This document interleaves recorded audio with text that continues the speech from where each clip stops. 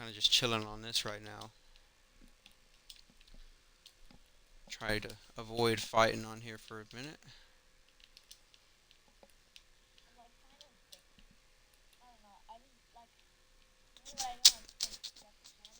Yeah.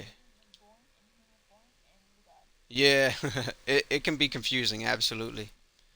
Because it sounds like a logical contradiction. You know what I mean? It just sounds so weird. It's like, man, it just doesn't, how could this random human carpenter be a god? You know what I mean?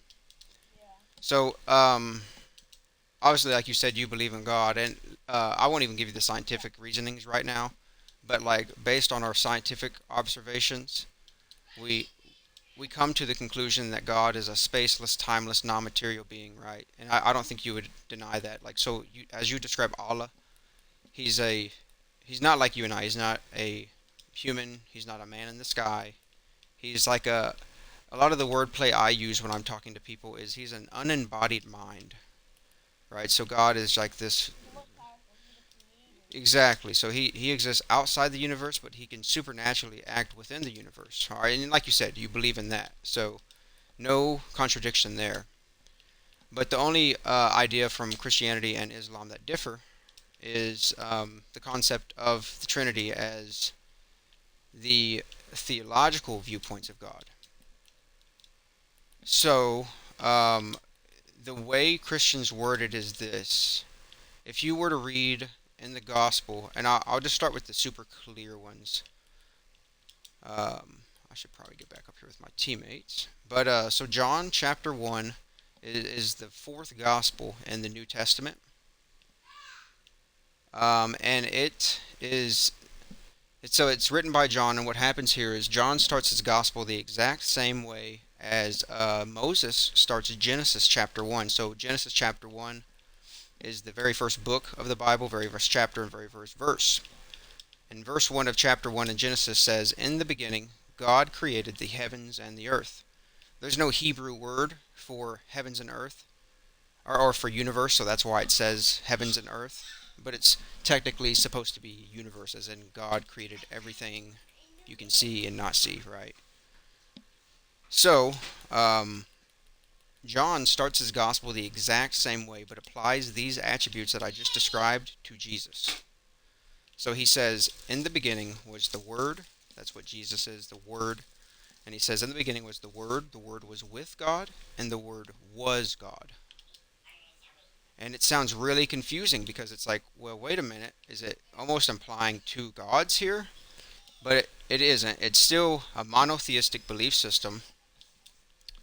However, it's kind of like, let me give a small analogy before I give you the next verse. The analogy I usually give is like you think about matter, space, time, and matter, as I described that God created space, time, and matter. Matter is one thing, but it exists in three forms. So, for example, I can look at something like solid, liquid, and gas. They're not three matters, it's three different types of matters. Does that make sense? But it's still one matter. So that's what Christians say about Jesus, Spirit, and God. And you actually see this in Genesis chapter 1 also, as I described. Because it says, right after the verse I just implied, I said about Genesis 1, "In the beginning God created the heavens and the earth." The very next verse says, "And the Spirit of God hovered over the face of the earth."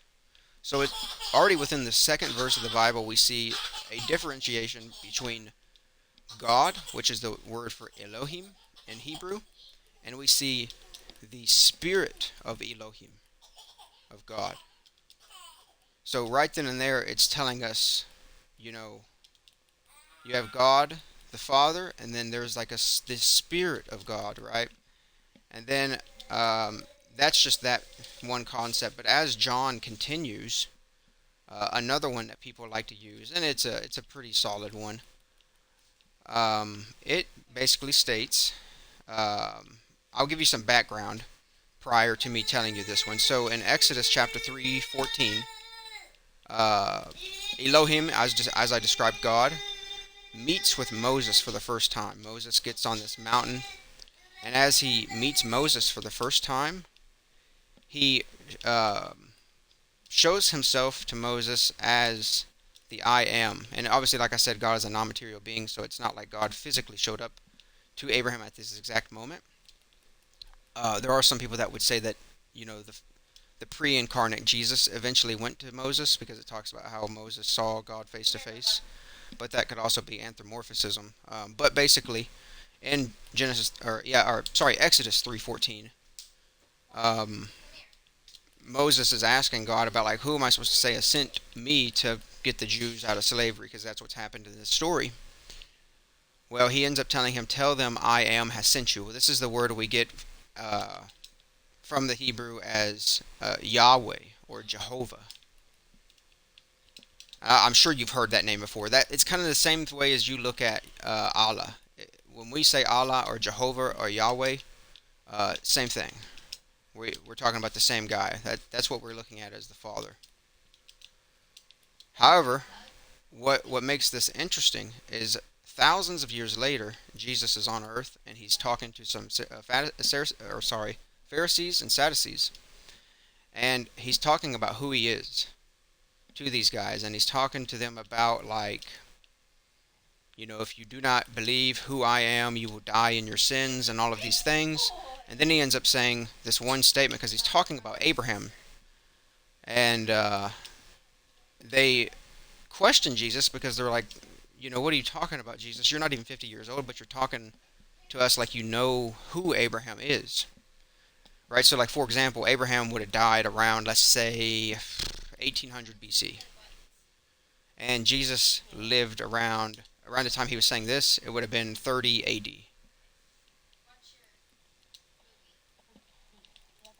So, you might as well say it was about 1900-year difference. So that's why these people are like, "What are you talking about, Jesus? You don't know Abraham. He died 2,000 years ago, right?" Makes a lot of sense because they're like, "You got no reason to be talking about it like that." Well, what makes this interesting is as Jesus gets that question, he says, "Before Abraham was, I am." The exact same thing that we saw God reveal himself to Moses as the I am. Jesus claims to be the I am from Genesis 3:4 or Exodus 3:14. So it's a pretty interesting um, concept. And here's this one to me is the best one. It really hammers the point home. So in Mark chapter 14, Jesus is on trial and he's about to be crucified. He's about to be condemned for death. According to the old Jewish law. Oh man, I got squads all around me. I'm focusing more on talking than I am on playing. But I gotcha. Well, and I can get into that too. No. Ah. Yeah, I completely understand. Oh, I'm dead. Dang, that was close, dude. But do you see what I'm saying with those verses so far? Like, do you see how those verses imply? I gotcha. I completely understand. Well, let me show you a better example here. Actually, I can invite you to my game if you'd like to play around with me. Oh, I gotcha. No problem. Well, I'll go quick then. So in Mark chapter 14, we see Jesus is on trial and about to be crucified here. He's being condemned. Like I said, this is all in the Bible. This is Mark chapter 14, and they're trying to condemn him, and they're trying to find some wrong things that he's done. So as we get down to like verse 60 to like 64, I'll just start with 61, where they're questioning him and he's just remaining silent. This is an Old Testament prophecy. But then what happens is they ask, "Are you the Christ?" And the word Christ just means Messiah. They say, "Are you the Messiah, the Son of the Blessed One?" So the Son of the Blessed One would be Son of the living Almighty God, right? And he says, "I am, and you will see the Son of Man sitting at the right hand of the Mighty One and coming on the clouds of heaven." The high priest tore his clothes. "Why do we need any more witnesses?" he asked. "You have heard the blasphemy. What do you think?" They all condemned him as worthy of death. Then some of them began to spit at him. They blindfolded him, struck him with their fists, and said, "Prophesy." And the guards took him and beat him. So this is then the scourging process. He was scourged, and then he ended up getting crucified. So right there, they even say specifically the exact words blasphemy. And what's blasphemy? Either A, claiming to be God, or saying God's name in vain. Well, he didn't say it in vain. He was just literally claiming to be God. And the reason why they think it's claiming to be God is the wordplay he used right there was from an Old Testament prophecy about the Messiah in Daniel chapter 7, verse 13 and 14, where Daniel has a vision of the Messiah that is to come.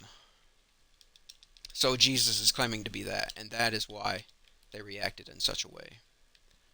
And then I'll just do a very quick point on your idea of the crucifixion, because I know the Quran says that it was a perception, he wasn't actually crucified. But I will give you a name by, his name is Bart Ehrman. He's a New Testament scholar and critic, and he's an atheist, so he has no leg on the game. Like, he doesn't care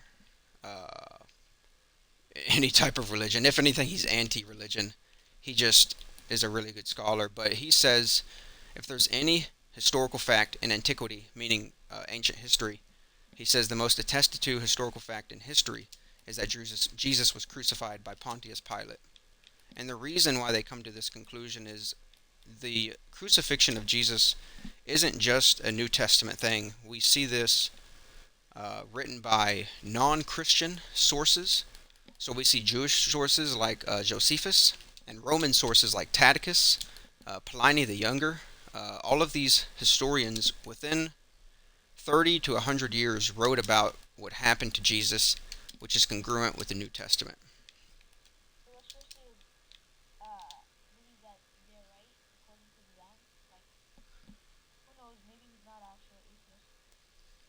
Oh, he's a he's an absolute atheist. he his other videos, man, he craps on a lot of Christian ideas. But so like he's a naturalist. He's an atheist from the standpoint of like he believes that you and I are just evolved prebiotic soup. You know what I mean? I hope. Yeah, yeah, Noah. Uh huh. Sure. Yeah. Yeah, yeah. There's some claims that they found a 3D printing of the in the mountain. So yeah, it's possible that they did find it. But it's hard to say. That'd be a lot of digging. But that'd be sick. I hope they find it.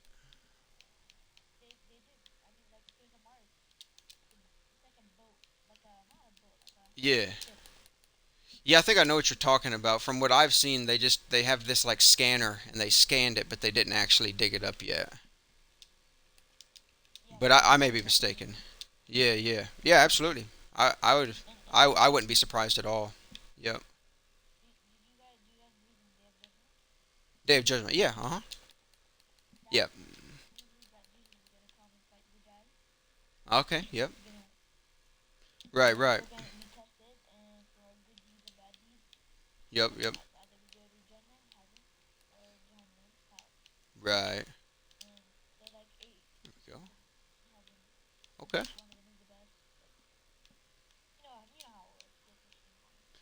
Yeah. Yeah.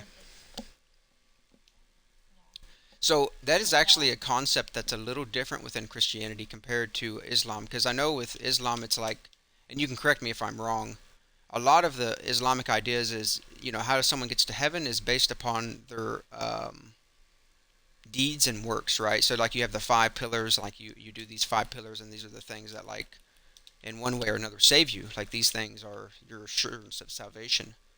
But within Christianity, we have many ideas from the standpoint of like this is from Isaiah. Isaiah says that our works are like filthy rags to God. And we see this in Psalm 14, if I'm not mistaken. It talks about how no one is good, not even one. We see this also in Genesis. Noah is talking about Sodom and Gomorrah, and he ends up claiming there's no one good, not even one. And then